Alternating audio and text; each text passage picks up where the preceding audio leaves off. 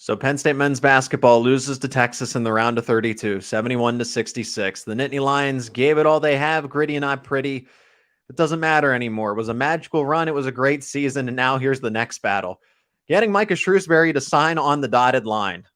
You are Locked On Nittany Lions, your daily podcast on the Penn State Nittany Lions. Part of the Locked On Podcast Network, your team every day.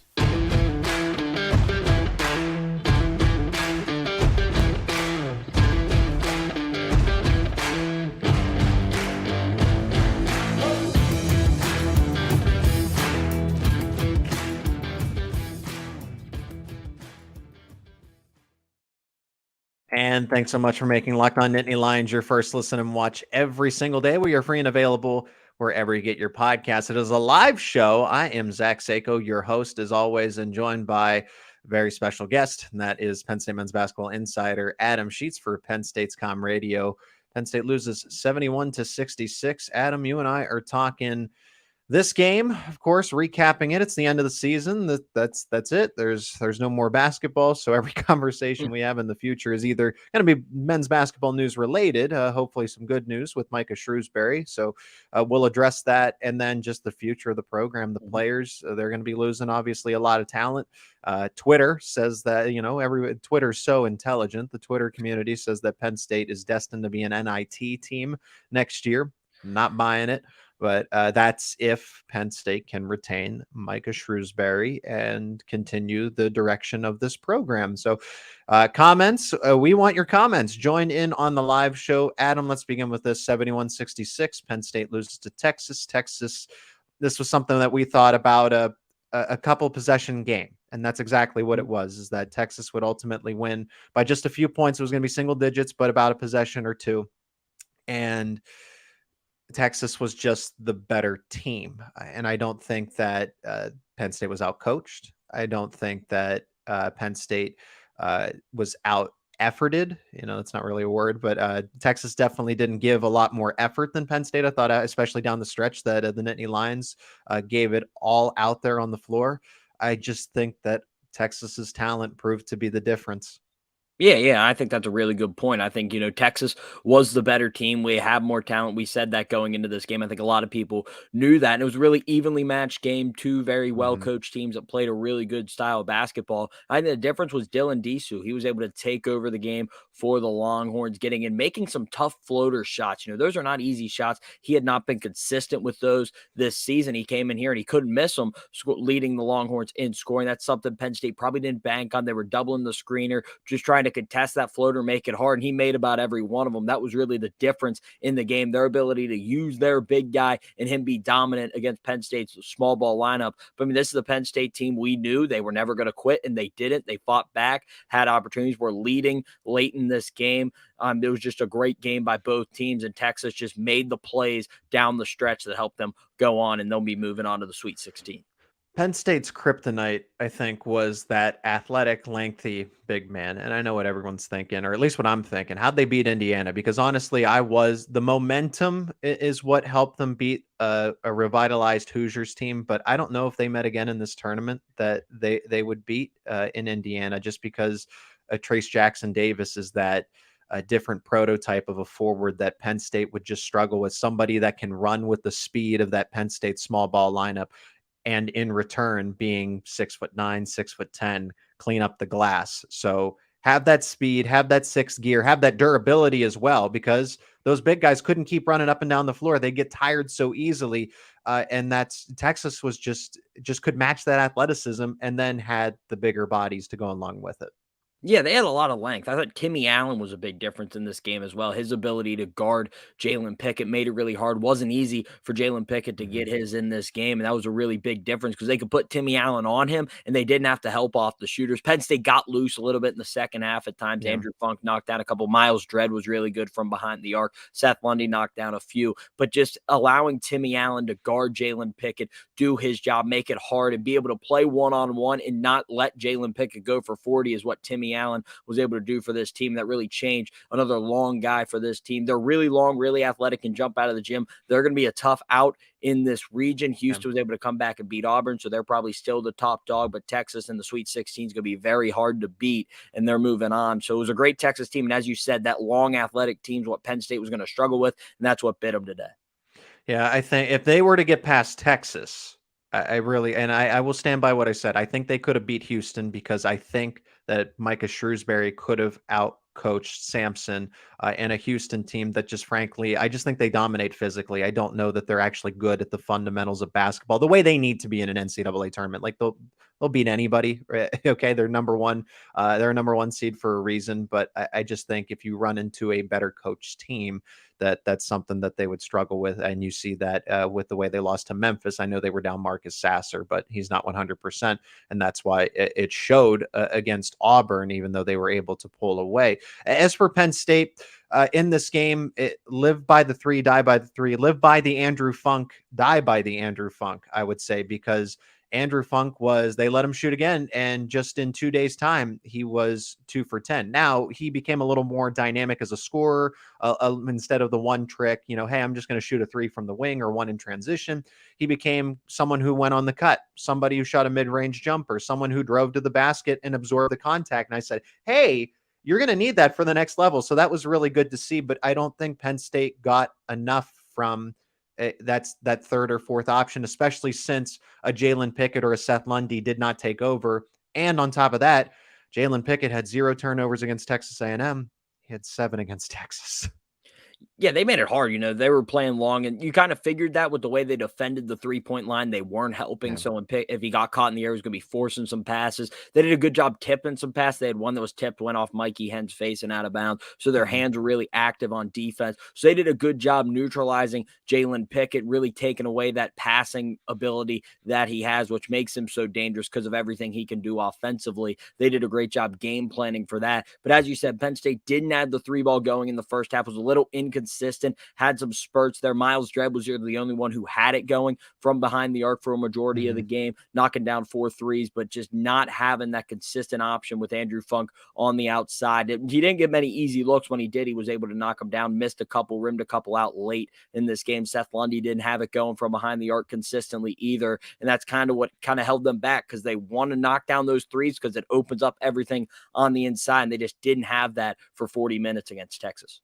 Adam, anything else to add here? Cam Winter was the leading scorer with 16 points. So I do want to give credit where credit was due because he held up his end of the bargain. It's just, it didn't go along with a 20-point performance from Seth Lundy or a triple-double by Jalen Pickett. And that's kind of what you needed tonight. Not a triple-double with turnovers involved, triple-doubles with more assists than turnovers here, unfortunately. So Cam Winter, it usually became that second option beside a Jalen Pickett and a Seth Lundy, but instead tonight he was the option with 16 points. So I think that's the difference here. He didn't compliment, he actually led the way. And that wasn't the downfall of this Penn State team, but what worked for them was the fact that, okay, if it's Andrew Funk and Cam Winter, or it's Jalen Pickett and Kanye Clary, it's Seth Lundy, there just wasn't that dynamic duo tonight. Unfortunately, the pie was cut too many ways and just not enough pieces, not enough big pieces. Yeah, they didn't have a guy take over the game. Cam Winter did a great job keeping them in the game in the first half when a lot of guys didn't have it going. He knocked down some mid-range jumpers that, they really struggled offensively, but he kept them around, kept them in it, and then kind of just did his thing in the second half at times when they needed him to, especially when Jalen Pickett got the 4 fouls. He was going to run the offense. But, as you said, they just didn't have that guy who just took over the game. When you get to that 8-minute mark, it's like, okay, here's Jalen Pickett. It's time for him to really take over, whether it be facilitating to shooters or getting downhill and scoring at the rim. He just didn't have that today against Texas. They didn't have that consistent threat from behind the arc that was knocking down threes. Miles Dredd's not a guy who's going to take over because he's really relying on other guys to create for him. Really good defender for Penn State, but he's not going to get the ball, go off the dribble and score for this team. He's looking on kickouts for threes. He just didn't have that guy that was just going to take over for Penn State, especially late when Marcus Carr was able to do it on the other end a little bit, facilitating and scoring on those last few possessions for Texas, which really allowed the Longhorns to get that separation and win this game. It is a Locked On Nittany Lions. Thanks so much for making us your first listen every single day. We will continue this conversation now around Micah Shrewsberry and if he's going to return. I know that's the question everybody wants answered at this point in time. But first, a word from our sponsor of today's show, and that is Built Bar. The Built March Madness bracket is here. We know you have a favorite bar or puff, and now's your time to make it count. So go to builtmarchmadness.com to vote for your favorites. All you got to do is vote for your favorite bar or puff, and then go support your team, support your bar or your puff. And when you vote for your favorite bar or puff, you'll be entered into a drawing where 50 lucky Locked On listeners get a free box of Built. Not only that, but one Locked On fan will win a 12-month subscription to Built to have Built bars and puffs delivered monthly straight to the door. You got to try Built. Built, the best protein bar ever. Seriously, they're so amazing. You won't think they're good for you. What makes Built bars and puffs so good? Well, for starters, they're all high in protein, low in sugar, and covered in 100% real chocolate. That is right, real chocolate. So run to builtmarchmadness.com right now to vote for your favorite bar or puff and pick up a box while you're out there. You can vote every day in March, so hop in and support your pick. And like I said, thanks for making Locked On Nittany Lions your first listen and watch every single day. You got to check out Locked On College Basketball, March Madness, Fairleigh Dickinson, Princeton. Now we saw Arkansas prove that they were the, better Kansas over Kansas, right? Better Kansas name. Mm-hmm. And they're moving on, knocked out another number 1 seed. But Locked On College Basketball has all of that and more with big name experts, insiders, players, and coaches. Just talked to Isaac Shade and Andy Patton. They do an incredible job over there at Locked On College Basketball. All right, everybody wants this question answered again.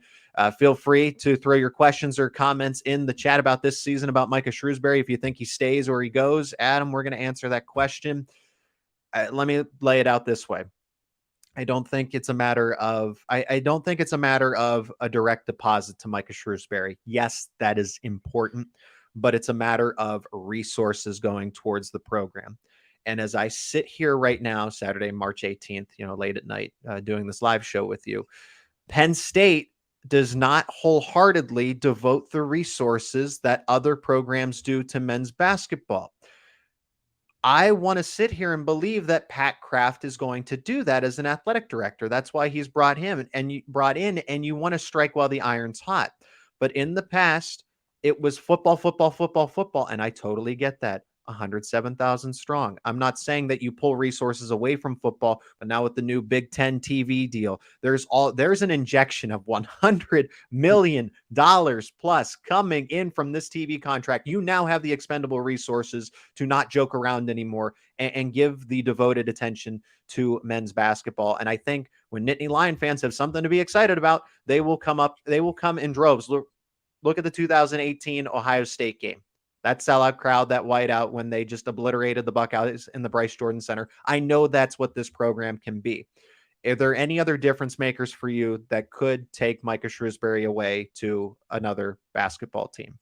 I think you hit it. I think it's resources. I think, money. I think they're going to be able to compete with, annual salary and stuff like that. Yeah. I think it's resources, making sure his assistant coaches are being compensated. I think he wants to keep an Adam Fisher, a Mike Farrelly, and Aki Collins around at Penn State to really build the staff. They're big in the recruiting part of it. The facilities, you talk about the practice gym, you talk about the weight room. That's very important. The lounge, the offices, everything that goes into a basketball program. You need that type of thing. Right now, it's kind of weird. They're in the Bryce Jordan Center. It doubles as like a concert arena. They have their practice facility. It's kind of on the side. Maybe other places have better facilities that Penn State's going to have to invest in getting them those facilities to be able to practice, to have the weight room they think that's up to par that recruits like, to have a lounge area for the players when they come in. That really helps the recruiting. I think that's going to go a long way. And then the one thing we don't know, and we're never going to know until he makes his decision, is if Micah Shrewsberry, there's family involved in this situation. He's a family guy. He loves loves his family,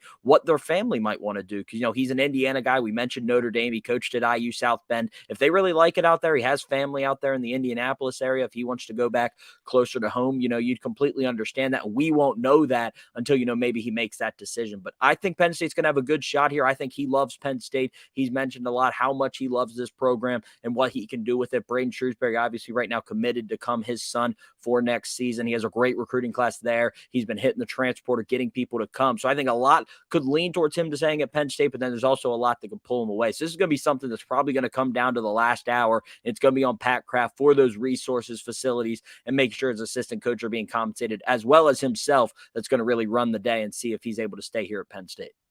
If Pat Kraft wasn't around, I really wouldn't give Penn State a chance, because he has a better vision for Penn State sports as a whole. He's committing resources to different projects and just getting things done. You can say a lot of things, and I thought Sandy Barber did an incredible job with what she was able to do, right? There were other limitations. Again, she has to go to boards. She has to go to people above her as well. And I think that there's just something different about Pat Kraft, where he's not only able to say what he wants, but he does do what he wants as well. And I think there will be attention and resources given to a pro, because Georgetown and Butler, I know Butler's not in the place to get a head coach, but they just devote more attention. I know, because they don't really, they're not focused on football, right? So they can devote all those resources to men's basketball. Same thing with Georgetown. Their number one thing is men's basketball, and that's why those schools can get involved in the discussions around Micah Shrewsbury. But I think what it ultimately comes down to is, and so that checks the box. I think Pat Kraft will, focus on NIL when it comes to men's basketball, focusing on the individual opportunities for those basketball players, improving what facilities are needed, and everything else. But unless you know Micah Shrewsbury personally, you don't know how he feels about the sentimental factor. You don't know how he feels truly about the state of Indiana, where he's been a lot of his life, outside of the Boston Celtics and Penn State, right? So if Micah Shrewsbury, you can't compete with that either. So if Micah Shrewsbury is the third or fourth option to Notre Dame, then I don't think he's going to go there. But if Notre Dame says that Micah Shrewsbury is our number one target behind closed doors, and we don't know that or anything, there's no leads to say that. But if that's going to be tough to beat when all's said and done, unfortunately. Yeah, that's going to be extremely tough to beat. I think you hit something else as well. NIL deals is going to be huge, because that helps recruiting a lot. Penn State, most of the donors, obviously, as we said, Penn State's known as that football school. They're focused in on football. You go to Georgetown, you have some very good NBA players that came out of Georgetown that is coming back maybe to get some high-profile players to that program. I think with Notre Dame, there's a lot that goes on there. I think, it's very interesting, because a lot of the coaches we've had rumored to Notre Dame, their seasons have been over. Micah Shrewsbury hasn't, and they haven't announced anything. So that means they're still well in on maybe the Micah Shrewsbury sweepstakes, trying to make sure they can try to get him. But this is going to be a very interesting situation for Penn State. They haven't had to deal with this in a long time, dealing with a coach that's maybe looking somewhere in the basketball realms. They've dealt with it with James Franklin in football, but now Pat Kraft, this is his first true challenge now with Micah Shrewsbury looking around, and rightfully so. He deserves the right to look around and see what he can get. But it's definitely going to come down to what Penn State's going to offer and what they're going to build around this basketball program. It's going to allow Micah Shrewsbury to feel like this is the place where he can build a perennial NCAA tournament team and a team that can compete for Big Ten championships in Happy Valley. And look what he's done in 2 years, right? He's shown that he's not, like, coaches leave when they get pushback. I feel like Micah Shrewsbury has had in the time, Sandy Barber brought him in, right? This isn't a Pat Kraft hire. This becomes a Pat Kraft extension. But this was a Sandy Barber find, get, and hire, right? To take a chance on a young coach who had, obviously the resume that you want, but, well, he's never been a head coach before. And that's what Micah Shrewsbury alluded to in those press conferences and said, well, 2-3 years ago, nobody wanted me. And Penn State was by my side. So is he going to reward the Nittany Lions with that loyalty in return? And I would like to think so. Again, I think if it comes down to Notre Dame, Penn State, even if Penn State offers a little more annual salary, you just got to think the sentiment. Again, I don't know what his feelings are in the sentimental factor. when it comes to the state of Indiana. But he talks a lot all the time about just being from Indiana and how that has an impact on his life. So you just have to respect that if he does make that decision. So other than the fact that Pat Kraft is prepared, from the news we've seen, there hasn't been anything else new reported. Pat Kraft is just prepared to offer him a lucrative offer, a lucrative contract for Micah Shrewsberry. And who knows, how long. I would give him the 10-year max, right? It doesn't need to be a 3 or 4 year deal, a year-to-year type of thing. Like even if they go 500 next year, I am more interested in men's basketball than I have ever been in my entire life. Man, you should be. They've had great recruiting classes. 2 of the best recruiting classes in the history of the program are coming in. He's hit the transfer portal, so he shows he can bring guys in that helps them win now and have that mentality. So he's built that program. And as you said, I think it should be a long-term deal, maybe giving Micah Shrewsbury the opportunity to renegotiate if he wants to renegotiate, kind of like that player option you see in NBA contracts, where if he feels like he deserves more money, maybe restructure the deal. I think the one thing with Georgetown that you can talk about is sources are saying Ed Cooley is their top guy. So maybe Micah Shrewsbury kind of looking there like he's not their top look. So maybe he's either looking maybe towards Notre Dame or at Penn State, maybe narrow it down to those two because they really want Ed Cooley from Providence.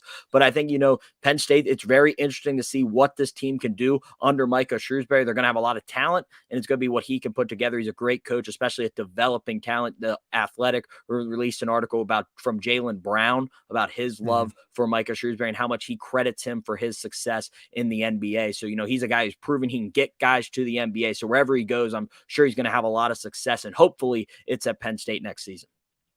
It is a Locked On Nittany Lions as Penn State goes down to Texas 71-66. Jury's still out if Micah Shrewsbury returns. Honestly, I didn't consider Georgetown a serious threat. I would if Butler had an opening, that one I would consider a serious threat, especially again, Brad Stevens coach there, Indiana, everything else above. But before we move and look at the 2023 and 2024 season, a lot of talent coming back. Do not write this Penn State team off. Let's assume Micah Shrewsbury comes back. The returning players that are expected to stay with the team do come back. But before we get to that, let's talk about another one of our sponsors for today's show, and that is a FanDuel Sportsbook, America's #1 sportsbook. So we're past the midway point of the NBA season, and America's #1 sportsbook, FanDuel, is now seeing the tournament heat up. So you have the NBA, but now you have the NCAA tournament,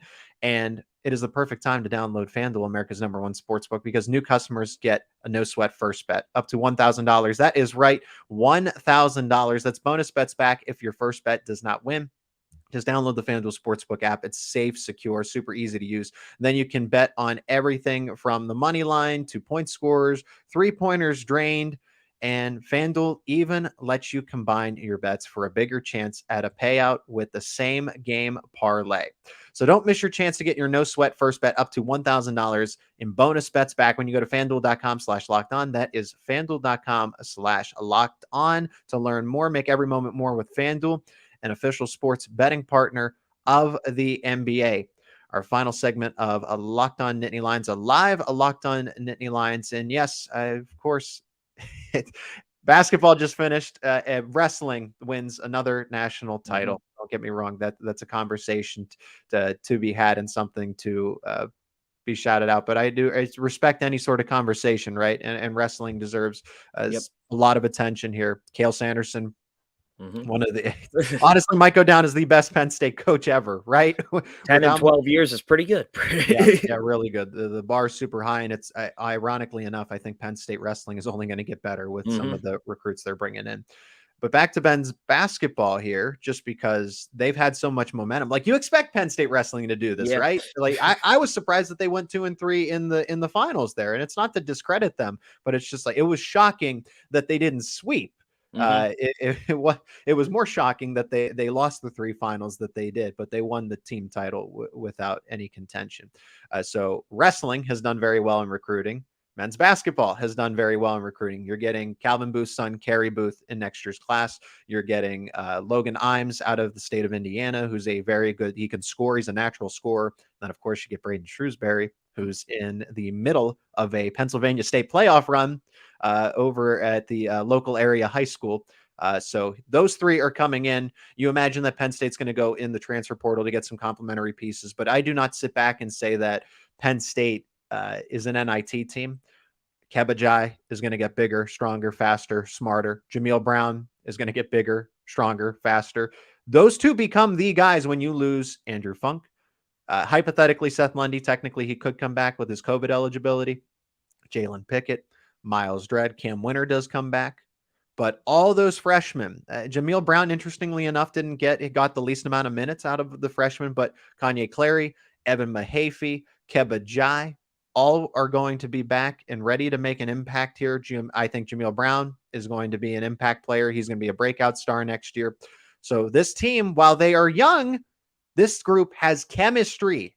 They have chemistry, and they're here with their coach for multiple years. It's not a makeover program year to year like it has been because of the transfer portal, and that's how you build a program to bounce back so quickly. So, Adam, I think we're on the right track here. With this team can still be very competitive in 23-24. Yeah, they can be competitive. I'm going to correct you there. Cam Winter cannot come back. Okay. Thank you. He is out of eligibility. He had his 4 years at Drexel and used his COVID year at Penn State. So Okay. he will be gone for this team. I think, they have a great opportunity. I don't know if they're going to lose anyone due to the transfer portal. I don't think Seth Lundy's going to come back. He participated in all the senior day festivities when they had senior day at Penn State. So I think he's maybe leaning towards the NBA, where he's been projected in some reports as a second round pick. So I think that's where maybe he's leaning. Nothing confirmed yet from Seth Lundy yet, but he does have that option to come back. But I like this team. The 5 freshmen that came in are going to get better. Demetrius Lilly, a full offseason when he's healthy, is going to be huge for him. Jameel Brown could shoot the ball. Like, he's a really good shooter. He just didn't fit on this team because they had so many great shooters. Yeah. So you had that veteran guys out there. So Jameel Brown's going to step in next year and be an impact player. Kanye Clary, as fast as anyone in this conference can get by anyone. Evan Mahaffey, that versatile player that can play on the wing, handle the basketball, great defender, very long. And then Kebajai, obviously, we've talked about him and his improvement throughout the season. He's only going to get better with an offseason in the weight room with Coach Maskinnis, the strength coach at Penn State, and everything. They're going to have to get him better. He does have a jump shot. He didn't show it off a lot this year. I think they'll try to make that more consistent as well. But, this is a team with a lot of freshmen that will be sophomores. They're going to get better. And then you mentioned the recruits, Kerry Booth, a very highly touted recruit coming to Penn State. He's going to be expected to do a lot at 6'10", very long, has some guard skills as well. Braden Shrewsbury is an elite shooter. His run did end today in the Elite Eight of the state tournament for State College High School. He will be coming in. He's a really good shooter at 6'4", long, very versatile. And Logan Imes is another great scorer coming in this class. So you have those 3 coming in, joining those 5 freshmen. Maybe you bring Dalian Johnson and Caleb Doors. You can get them to come back as well and add some guys in the transfer board. This could be an interesting team next year, and kind of that tough matchup like they were this year and really hard to figure out. There's going to be a lot of question marks, but Penn State with Micah Shrewsbury, you got to feel like they can answer them if they're coming back, assuming everyone comes back. Yeah, you assume you start with Micah Shrewsbury and then the player, because if Micah Shrewsbury doesn't come back, then kind of open the floodgates there. I think a lot of players are going to follow him to his destination, especially Braden, his flesh and blood. But I really do like the outlook of this team. But, just assuming everything stays in place, just imagine a starting 5 real quick of Kanye Clary, Jameel Brown, Evan Mahaffey, and then Kebajai at the 4, his natural position, and then a Demetrius Lilly, who's more of a big center. I don't know how much he's grown, because I think he was listed at 6'9" coming out of high school. So if he's added maybe a couple of inches to push to 6'10", 6'11", that could be really nice to go along again and be able to compete, because he's got the size. Like, he's got a bigger build. So that backcourt, or that front court presence can now go up against, a Zach Edey type, even though Zach Edey still got some more height on him, but that build, he won't get pushed around. He's an anchor at the 5. And then you allow Kebajai to go to his natural position. Then you bring in Kerry Booth. Then you bring in Braden Shrewsbury. I thought Dalian Johnson would have a breakout season. That's a little bit on hold, but maybe next year's the year.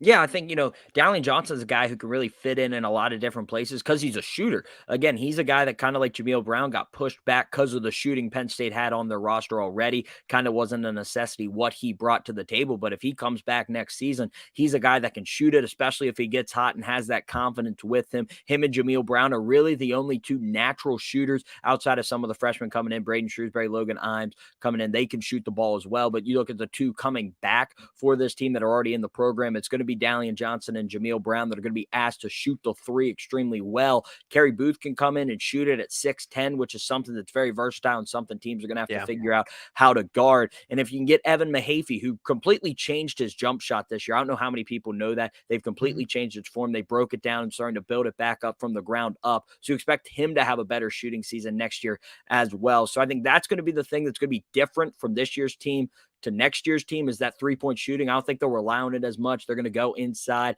and try to do things a little differently. But this is a team, there's got to be some excitement going in just because of how young they are and how they'll grow throughout the season together and the talent that they will have. And thanks again for another comment. Great game wrap and discussion. Thanks. No, thank you for watching. Thank you for listening. I appreciate the support over on this channel. Adam, let's finish up this conversation and talk about what kind of needs they could get from the transfer portal. I think that Penn State, the thing that will hold them back next year is the lack of veteran experience. They need to go find somebody that has 1 or 2 more years of eligibility just to give them a little more direction. Of course, Dalian Johnson and Caleb Dorsey are veterans, but they haven't been veteran leaders. So is there a particular guy that maybe a name from a program that feels displaced? The transfer portal just opened up for college basketball, or is there a position, do you think, that they're going to target? I don't know any names. I think the one position they're going to look for is a true point guard. They've had success with that at Cam Winter, a Jalen Pickett. We've talked about this when we were talking about Purdue. You need veteran point guards to win in March and when you win these games in conference. So I think they could look for maybe a veteran guy to handle the ball, get them in their offense, do things like that. Because they don't have a lot of depth behind Kanye Clary at the point guard position. So they're going to need another guy in there to play the one and really spell Kanye Clary at times as a true point guard. I think the other thing they could use as a shooter, as I said, if you look at it, you have the freshmen coming in, but only Jameel Brown and Dalian Johnson come back as true shooters. And, it gets hard for freshmen sometimes when you're in the Big Ten and you get in that slump where, their teams aren't letting you just catch and shoot. And it's a lot closer and the game's sped up a little bit more. So that's going to be something I think Penn State's going to look for. I think a lot of people always say big guy because of how undersized they were this year. I don't think that's truly a full necessity. It'd be nice to get a guy if there's a 7'1" guy in the portal that you can bring in. Oh, yeah, go get him. But I think, with 3, 6, 10 guys coming back and Evan Mahaffey's versatility, I don't think a forward is a necessity. I think I'd go point guard and shooting before I went to that, just because of how they played this year. And this is kind of how Micah Shrewsberry wants to play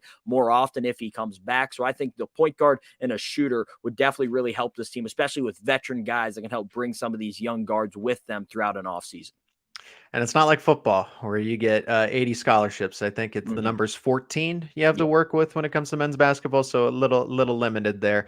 Oh, but thank you so much, everyone, for tuning in to a live Locked On Nittany Lions. Go check out Locked On College Basketball. Everything you need to know about college basketball in one place. Plus, you get to hear from big name experts, insiders, players, and coaches. Isaac Shade, Andy Patton do an incredible job hosting that show. That is Locked On College Basketball, available on YouTube and wherever you get your podcasts. Adam, what a season it's been. Thank you so much for all the expertise, the insight. You helped, I'd like to think that I know as much as I do about basketball, but I definitely learned a lot more from you as you've grown up playing the game. You've been around the Penn State men's basketball team. You were excited for it through thick and thin, at their lowest, now at their highest. So everyone, please go give Adam a follow on Twitter. And where can everyone just keep up with your work in general? At Sheetz Adam on Twitter. Still going to be a lot of stuff coming out for basketball as they get the recruits in, the Micah Shrewsberry saga that we're going to have here. So just thanks, Zach, for having me. It's been a lot of fun. And, season's over, but, the off season just begins. Yeah. Well, here's to our next conversation. We've obviously discussed football a lot. Now, of course, a lot of men's basketball. So here's to more incredible discussions and conversations in the future, Adam. Thank you for your time as always. Yep. Thanks, Zach. Always a pleasure.